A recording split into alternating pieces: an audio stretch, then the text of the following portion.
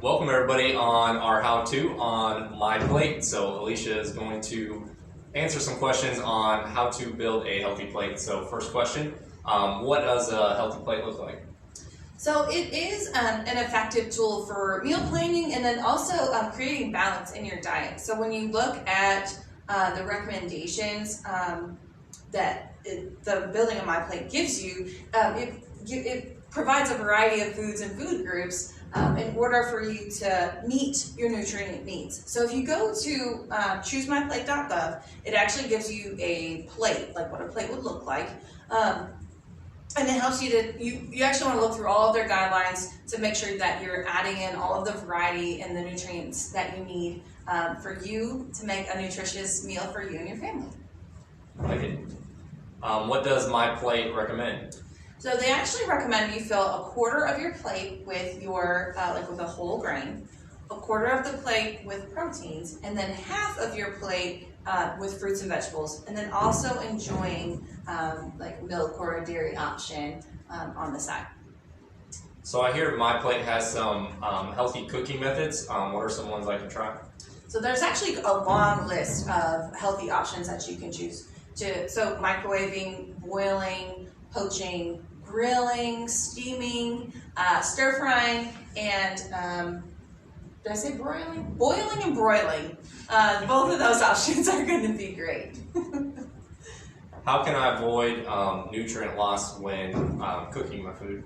Sure, so you want to avoid overcooking, because when you overcook, you're going to lose a lot of the nutrients that are going to be in that food, especially with your vegetables or also your meat, the meats that you choose to cook. You also want to avoid or limit the amount of time that you soak things in water, so especially like your vegetables, you just want to limit that because that's going to pull a lot of the nutrients from it.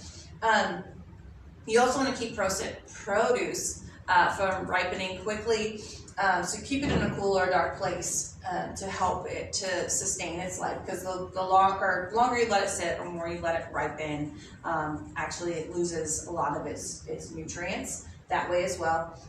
So then also with that, you want to avoid air exposure. So if you leave a lot of your produce just sitting out on your counter, which I know a lot of us do, I mean I do it as well, it's going to also pull some of those nutrients as well. So just a couple things to kind of keep in mind. Yeah, I like some of those tips. So I'm a big snacker. What are some ways I can kind of limit the way I gravitate towards some unhealthy, high-calorie foods? So I also love to snack as well. But I think it's super important to figure out what type of snacker that you are. So there's a long list of different types of snackers. You could be socializing and not even realizing how much you're eating while you're sitting there socializing with somebody.